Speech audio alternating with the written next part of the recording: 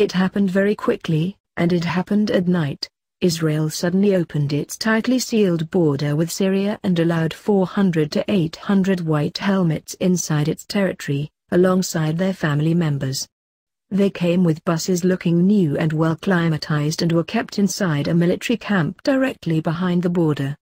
Only very few media were allowed to cover the sensational story, which dwarfs every conspiracy theory. But what do we call this story as compared to the fact that these war criminals, butchers and accomplices of mass murder and propaganda in and against Syria and its people alongside terrorists are now being distributed directly from Israel into NATO countries, among them, of all places, Germany? It is necessary to remember procedures from past battles, mainly Aleppo and Douma. For IS personnel, 4 choices have been on the table: fight until death, move to the next battlefield, leave the country, or hide on individual routes to individual destinations. By picking up white helmets from the last battle, Israel goes so far as to open roads to comparably rich Western countries, thus bolstering morale of all mercenaries in Syria, white helmets and Daesh as well. But it is time to highlight further support Israel has extended to terrorism in Syria. On location, delivering all kinds of military supplies to IS, plus intelligence of all levels, bombing Iran's supply deliveries to Syria and Hezbollah directly upon arrival by plane, participation in and support of black ops, killing Syrian official personnel of all sorts, often in close cooperation with Western countries' clandestine and illegal military operations. A few years back, during the tenure of its head Gerhard Schindler, German Secret Service for Foreign Issues BND claimed to maintain the largest concentration of its agents in Syria, politically lobbying against Iran's multi-pronged support to Syria, coordinating with Western partners, mainly of course the US.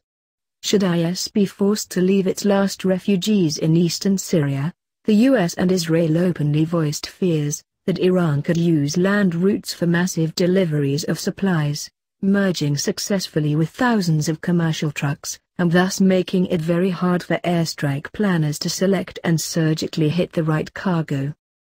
Israel has a history of interfering, bombing and killing at will in Syria and maintains a general strategy of flexibly deciding on a case-by-case basis when and where to strike, weighing many factors, wide array in political matters, reputational, seasonal. The aim and strategy is to maximize impact and minimize political backlash, military backlash being a minor risk, since all losses are sooner or later, under one name or another, be refunded by Washington. Usually, Israel has proven quite successful in these issues. How successful the cooperation between Russia and Iran can be challenged remains to be seen. Tehran usually proves as clever and flexible as Tel Aviv. Israel does not feel any existential threat by President Assad's survival in office and complete defeat of terror mercenaries in Syria.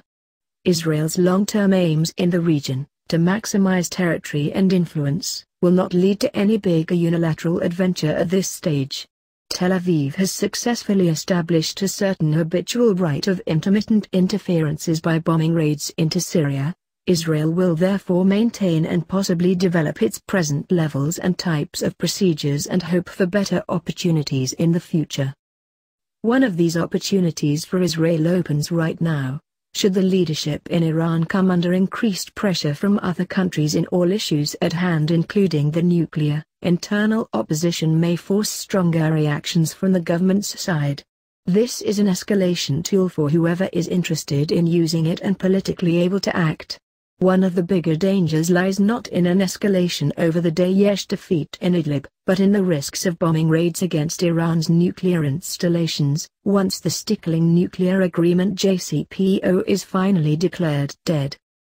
As before, a large portion of the future basis for peace and stability in the region lies with wise choices and strategies in Moscow, Ankara, and Tehran.